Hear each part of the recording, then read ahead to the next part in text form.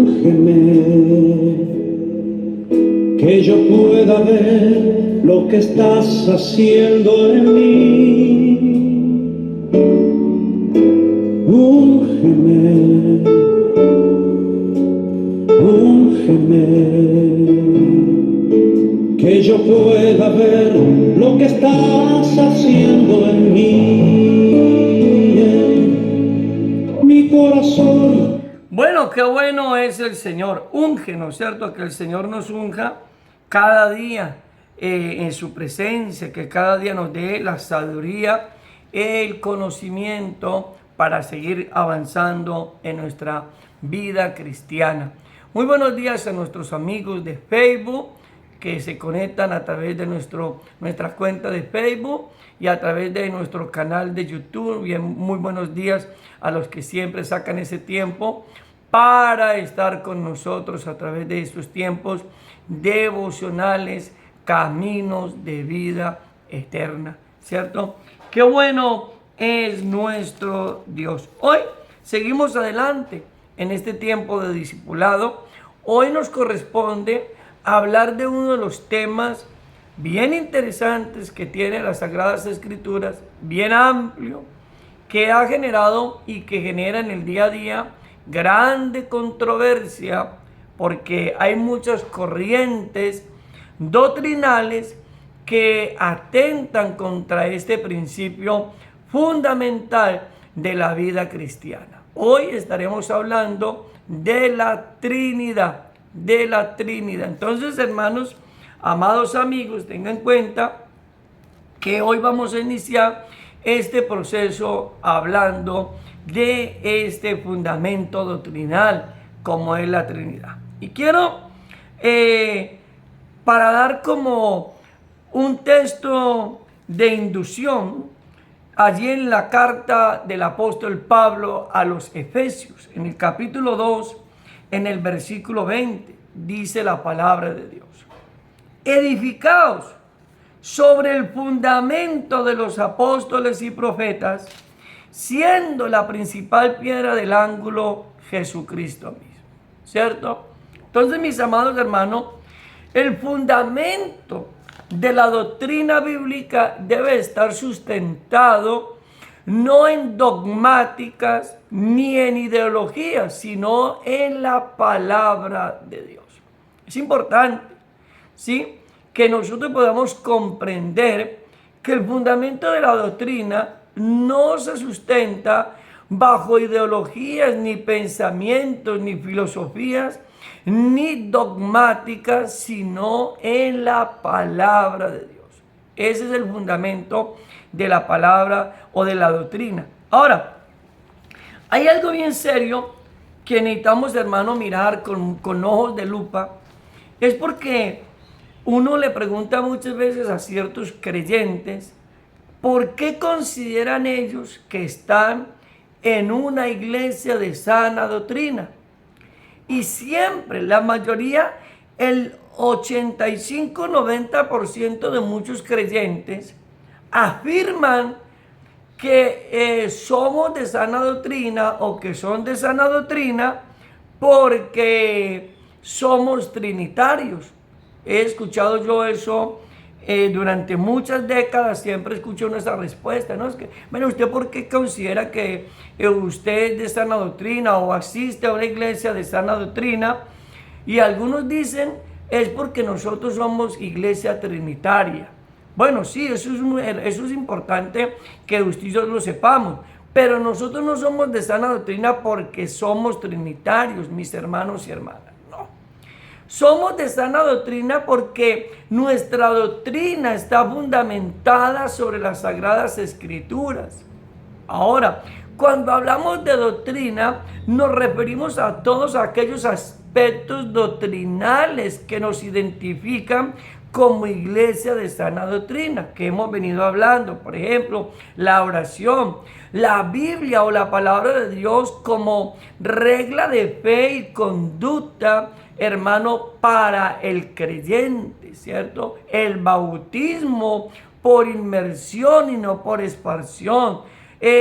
cuando hablamos de, por ejemplo, acerca del ayuno, cuando hablamos acerca del arrepentimiento, todo eso son aspectos doctrinales.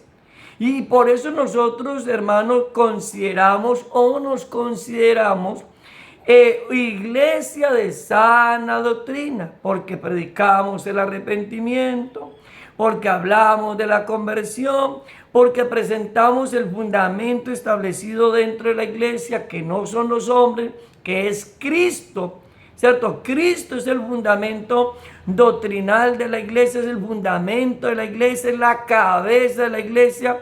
La cabeza de la iglesia no es el hombre, la cabeza de la iglesia es Cristo, ¿cierto? Entonces todo eso, hermano, es doctrina. Ahora, si usted va y dice que somos de sana doctrina porque somos trinitarios, pues entonces déjeme decirle, hermano, que los budistas también son sana doctrina. Porque cuando usted estudia la doctrina budista, los budistas, siendo, hermano, una religión pagana en todos sus aspectos, ellos también manejan su trinidad budista, por decirlo así.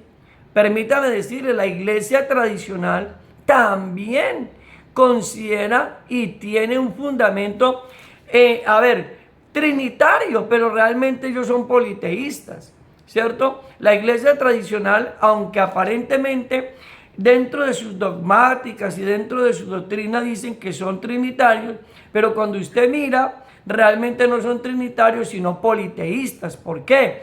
Porque ellos dicen que creen en la existencia de Dios Padre, Hijo y Espíritu Santo, pero le agregaron a la doctrina, hermano, una cantidad de San Agustín, San Miguel, Santa María allí, Santa María por acá. Entonces, hermano, una cantidad de dogmáticas que entonces se extraviaron del verdadero fundamento doctrinal. Entonces es importante que usted reconsidere muy bien que no somos de sana doctrina porque somos trinitarios. No, señor. Somos de sana doctrina porque, hermano, establecemos nuestra línea de pensamiento o nuestra línea de doctrinar bajo lo que dicen los apóstoles y profetas establecido en la palabra de Dios. No bajo dogmas, porque hay algo que es muy importante. Ahora, escríbalo allí. Hoy en día muchas comunidades manejan algo que se llama la dogmática. ¿Y qué es eso, pastor? ¿Qué es la dogmática? La dogmática es la línea de pensamiento humano, lo que piensa el hombre, lo que dice el hombre, lo que cree el hombre, ¿cierto? La dogmática. Hoy hay comunidades, hermanos, que no están sustentadas bajo la doctrina, sino bajo la dogmática. Por ejemplo, voy a ponerles un ejemplo sencillo. Hoy en día encontramos comunidades que dicen abiertamente que la mujer tiene que usar un velo para poder ser salva. Eso es una dogmática, ¿cierto? Porque la Biblia no dice absolutamente nada referente a ese asunto, ¿sí? La Biblia no dice que la mujer para ser salva necesita un velo.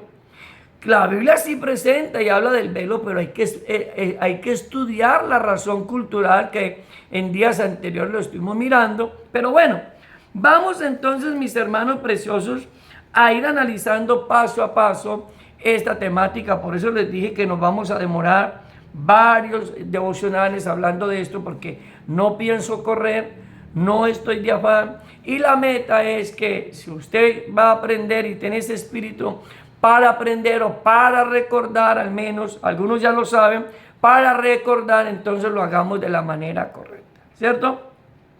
Vaya conmigo, hermanos preciosos de Dios, a la segunda carta de los Corintios, vaya, segunda carta del apóstol Pablo a la iglesia de Corintios, en el capítulo 13, gloria a Dios, verso 14. Mira lo que dice la palabra. La gracia del Señor Jesucristo, el amor de Dios y la comunión del Espíritu Santo sea con todos vosotros.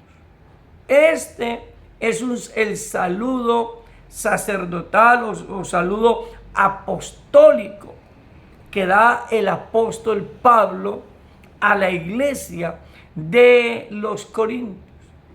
Y cuando usted mira este saludo apostólico, si usted lo mira, y yo quiero que subraye, por favor, tome lápiz, lapicero, lo que considere conveniente. Y ahí encontramos, hermano, abiertamente los tres, ¿cierto? Encontramos, hermano, el fundamento doctrinal de la Trinidad: Padre, Hijo y Espíritu Santo. Dice, la gracia del Señor Jesucristo. Ahí aparece. El amor de Dios. Ahí está. Dos, Dios. Y la comunión del Espíritu Santo. La comunión del Espíritu Santo menciona al Espíritu Santo. Tres. ¿Cierto? ¿Qué quiero decirles, hermanos? La Trinidad es un misterio. Un misterio. Es un misterio que muchos han tratado de pronto de definir, pero que a la luz de la doctrina bíblica, la Biblia nos presenta, hermanos y amigos, muy abiertamente el aspecto de la Trinidad. Ahora, es importante que cuando hablamos de la Trinidad usted conozca de que hay otra línea de pensamiento, ¿sí? ¿Cuál es esa otra línea de pensamiento que hace contraste a la doctrina de la Trinidad? Encontramos el unitarismo. El unitarismo. ¿Y qué ha hecho el unitarismo, pastor? ¿Y qué es el unitarismo y qué ha hecho el unitarismo? El unitarismo es esa línea de pensamiento que cree en un único, en una sola deidad, ¿cierto? Por ejemplo, encontramos unitaristas que creen que solamente existe el Padre, que son los testigos de Jehová, que ellos simplemente sustentan su doctrina sobre la fe, creyendo que solamente existe el Padre, que es Jehová. Pero encontramos también otra línea de pensamiento unitarista, como es la línea de pensamiento de los pentecostales, que ellos consideran que solamente hay una deidad y que es Jesucristo, ¿cierto? Entonces encontramos esas dos líneas de pensamiento, y hay muchas líneas de pensamiento unitarista, solamente que no puedo, hermanos, por el tiempo, porque la meta es avanzar, aunque tenemos buen tiempo. Pero ¿de dónde se han sustentado, hermano, estas líneas de pensamiento unitaristas? Se han sustentado de las malas interpretaciones de las Sagradas Escrituras, ¿sí? Recuerde que un texto sacado del contexto es un pretexto. ¿Por qué hoy en día encontramos tantas, hermanos, sectas? ¿Sí? ¿Por qué hoy en día encontramos tantas falsas doctrinas? Por lo mismo. Porque toman un texto y lo sacan del contexto literario y lo aplican fuera de su contexto.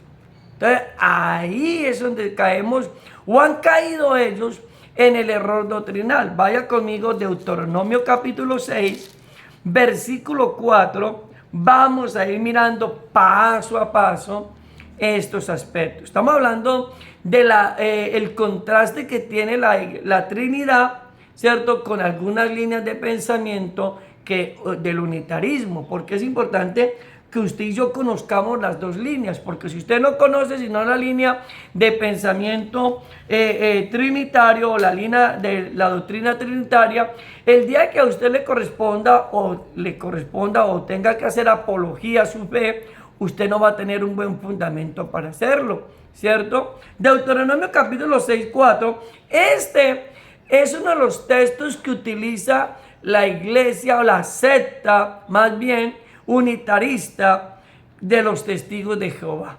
Deuteronomio capítulo 6 versículo 4 dice: oye Israel, Jehová nuestro Dios, Jehová uno es. De este texto se apoyan los unitaristas que ya mencioné y que no voy a volver a mencionar, que consideran que la existencia de un único y verdadero Dios. Ahora, eso es verdad, pero hasta cierta parte, porque Dios, hermano, a lo largo y amplio de la Escritura se presentó como Padre, como Hijo, y también se ha manifestado como el Espíritu Santo.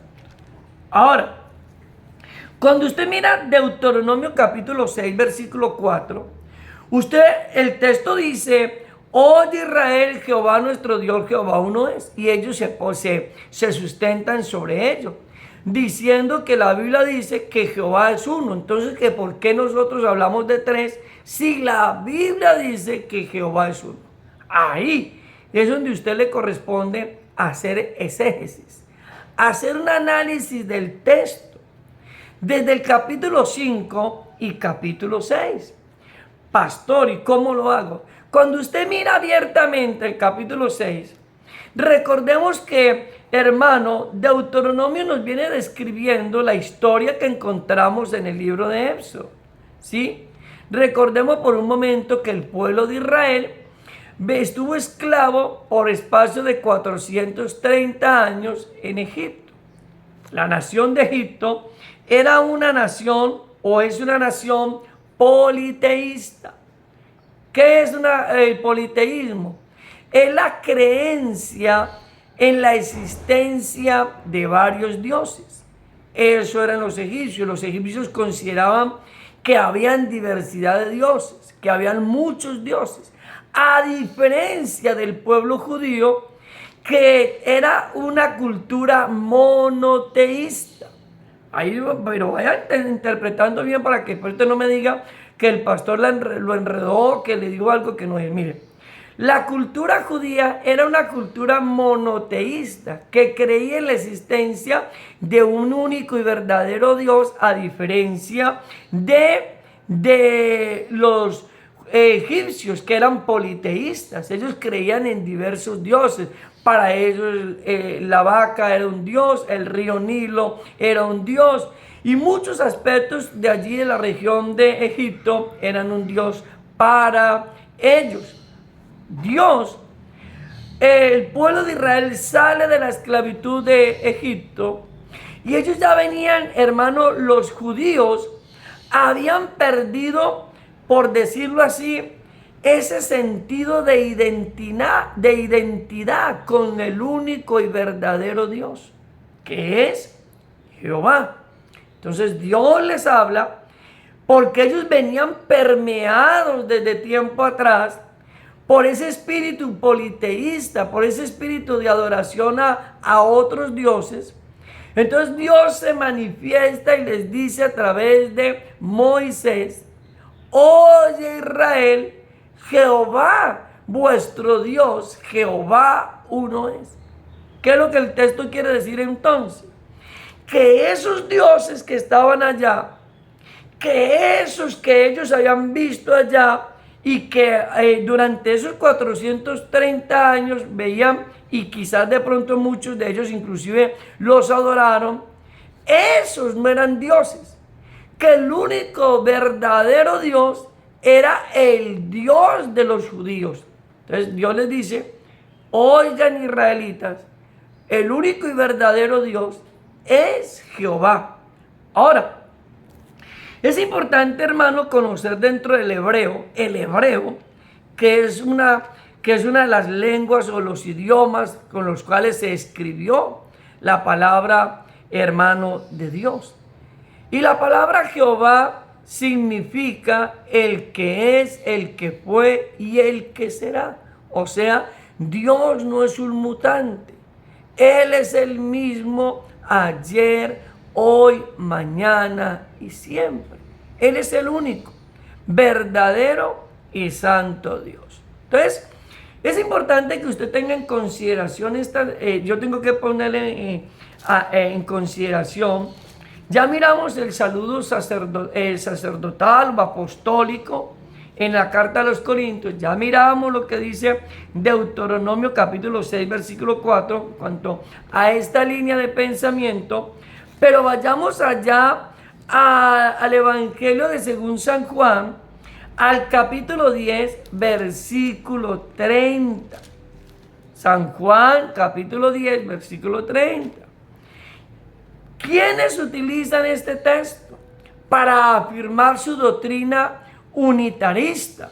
Este texto lo utilizan los pentecostales o las líneas de pensamiento unitarista, ¿cierto? Pero principalmente usted va a escuchar que este texto y muchos más que encontramos, pero que le dan una mala interpretación, ¿cierto? ¿Qué dice San Juan 10:30? Yo y el Padre uno somos. Yo y el Padre uno somos. Hay algo que la iglesia pentecostal no ha logrado establecer por falta de conocimiento. Porque, hermanos, cuando nosotros no estudiamos ampliamente las doctrinas bíblicas, cuando nosotros no estudiamos, no profundizamos, no investigamos, pues entonces, hermanos, nos quedamos diciendo como el loro todo lo mismo todos los días. Ellos no estudian la doctrina de la unicidad, ¿cierto? Ellos no investigan lo que es la doctrina de la unicidad. Aquí el Señor Jesucristo está haciendo aplicativo de una manera directa la doctrina de la unicidad, 2 en 1, ¿cierto? Y por eso les dije al principio que es un misterio. ¿Por qué? Ahora, para usted entender este texto, tiene que conocer algunos aspectos importantes. Aspecto cultural, aspecto lingüístico, aspecto geográfico, ¿cierto? Aspecto cultural de aquel tiempo. El Evangelio de Juan se escribe bajo el propósito de presentar a Jesús como el Hijo de Dios. Escúcheme muy bien. El propósito del Evangelio de Juan se escribe para presentar a Jesús como el Hijo de Dios, cosa que los judíos no aceptaban.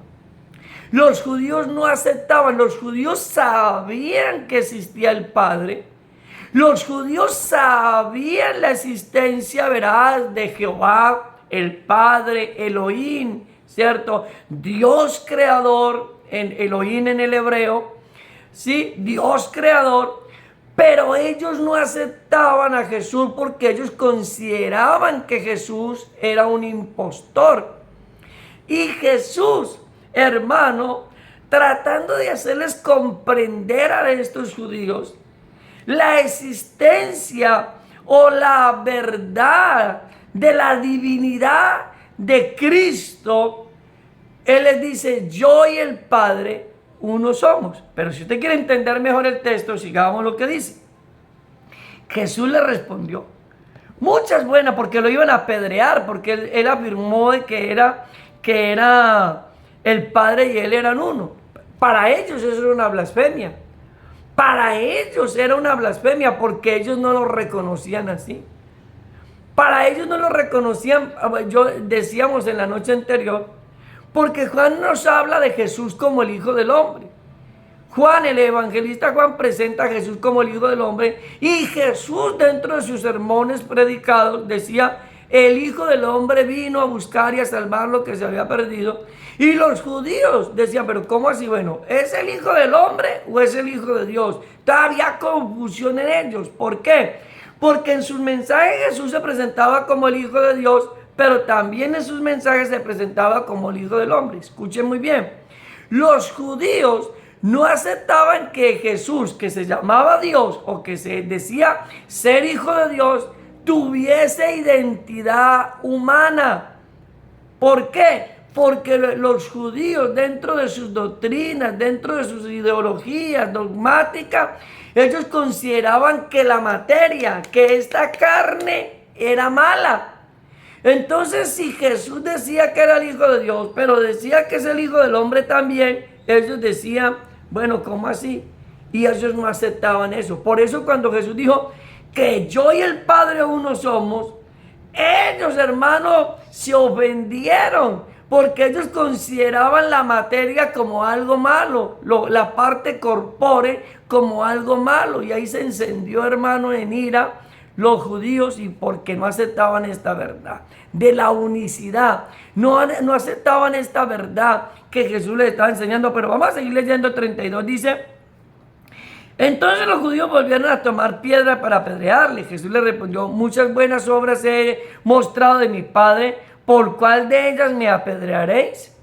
El versículo 33 le respondió los judíos, diciendo: por buena obra no te vamos a apedrear, sino por la blasfemia, porque tú, siendo hombre, te haces Dios. Ahí está la respuesta. Ahí está, en el versículo 33 encuentra la respuesta de lo que ya les mencioné con anterioridad. Ahí está. ¿Por qué lo iban a apedrear? ¿Por qué estaban ofendidos ellos? Porque ellos no aceptaban que él, que era el Hijo de Dios, dijera que era hombre al mismo tiempo. Ellos tenían otra concepción, ellos tenían otra línea de pensamiento, ellos creían diferente o tenían una identidad de Dios muy diferente a la que Jesús les venía enseñando, ¿cierto? Lea conmigo el versículo, allí el versículo 41, que hay algo bien interesante ahí. Dice: y muchos venían a él y decían: Juan, a la verdad, ninguna señal hizo, pero todo lo que Juan dijo de este era verdad. Mire, ellos estaban confundidos. Ellos estaban bastante confundidos, hermano, y así hoy en día encontramos los unitaristas. Los unitaristas les pasa lo mismo que les pasaba a los judíos, confundidos, hermano, porque la palabra de Dios no se puede interpretar desde el aspecto natural. La palabra de Dios se necesita interpretar desde el aspecto espiritual, ¿cierto? Y entonces, cuando usted interpreta la Biblia o coge un solo texto de la Biblia para hacer una doctrina, que es lo que hacen la mayoría de las sectas, toman un solo texto y dicen: en la Biblia dice tal cosa, y entonces se pegan de ese texto para sacar una doctrina. Pero cuando usted mira la Biblia, los apóstoles, profetas, hermano, hablaron desde el Antiguo Testamento, vienen presentando al Padre, al Hijo y al Espíritu Santo. Sino que hay que investigar. Hay que investigar. Entonces, lo que les acabo de decir, vaya conmigo al libro de Génesis por el momento, donde encontramos a Elohim. Elohim en el hebreo significa Dios creador. Elohim en el hebreo significa Dios creador.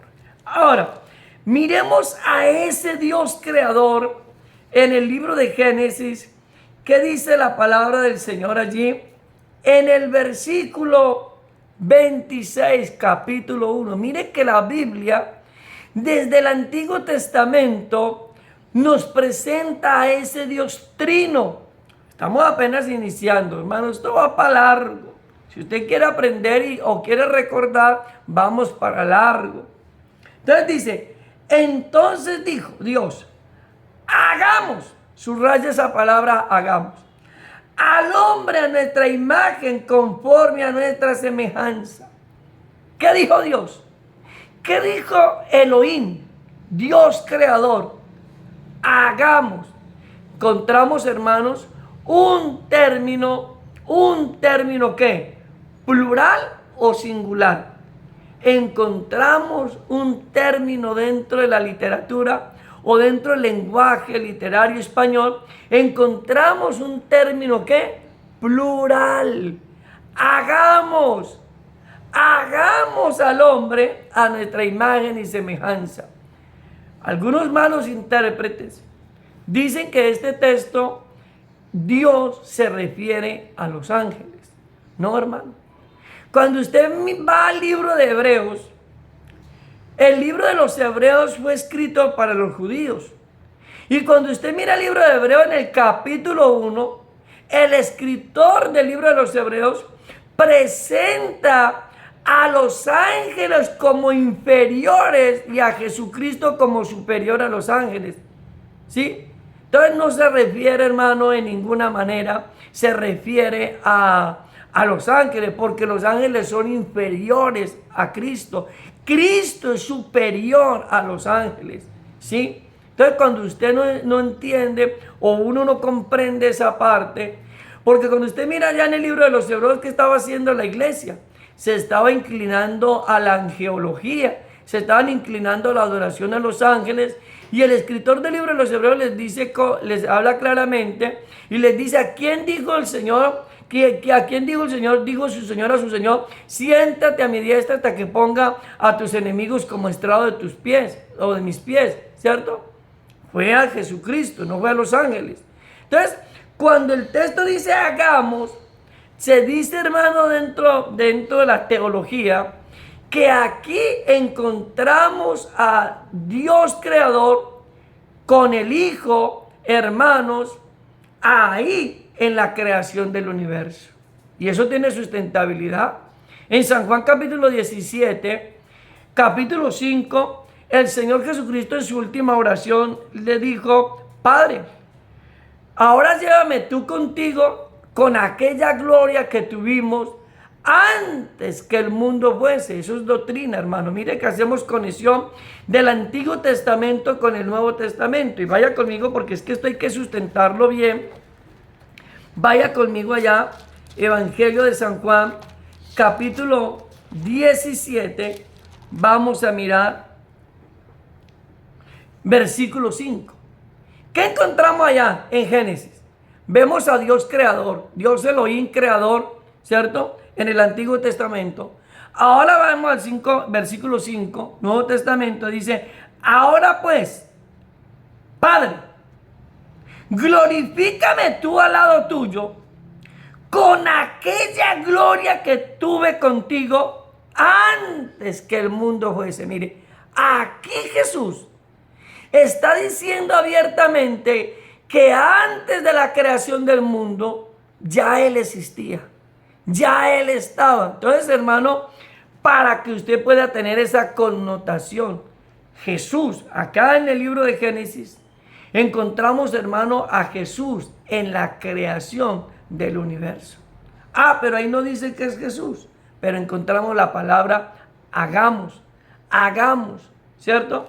Y quiero tomar otro texto para mostrar la pluralidad y terminar en esta mañana, en esta parte, porque esta es la primera parte que estamos desarrollando en el día de hoy, en el libro de Génesis capítulo 11, ¿cierto? En el libro de Génesis capítulo 11, gloria a Dios. Vamos a mirar allí en la torre de Babel, cuando los hombres están edificando la torre de Babel. Entonces dice la palabra del Señor: tenían entonces toda la tierra en una sola lengua, unas mismas palabras. Y aconteció que cuando salieron del oriente, hallaron una llanura en la tierra de Sinar y establecieron allí. Y se dijeron unos a otros: vamos, hagamos ladrillo y cozámoslo con fuego. Y les sirvió de ladrillo en lugar de piedra y el asfalto en lugar de mezcla. Le dijeron: vamos, edifiquemos una ciudad y una torre cuya cúspide llegue al cielo, y hagamos un nombre por si fuéramos esparcidos sobre la faz de la tierra. Y descendió Jehová para ver la ciudad y la torre que edificaban los hijos de los hombres, y dijo Jehová: he aquí, el pueblo es uno, y todos estos tienen un solo lenguaje, y han comenzado la obra, y nada les hará desistir ahora lo que han pensado hacer. Ahora pues, versículo 7, ahora pues descendamos y confundamos allí su lengua. Versículo 7. Génesis capítulo 11, versículo 7, encontramos nuevamente la pluralidad. Ahora pues, descendamos y confundamos. Ahí el texto nos presenta abiertamente, hermano, la pluralidad de la divinidad, de ese Dios trino, hermano, de ese Dios manifestado, presentado por los profetas, por los apóstoles, como ese Dios trino, Padre, Hijo y Espíritu Santo. ¿Sí? Entonces, hermano, mañana, si Dios nos da el honor y el privilegio, su gracia, Vamos entonces a seguir adelante con este tiempo devocional y bajo este aspecto que venimos desarrollando.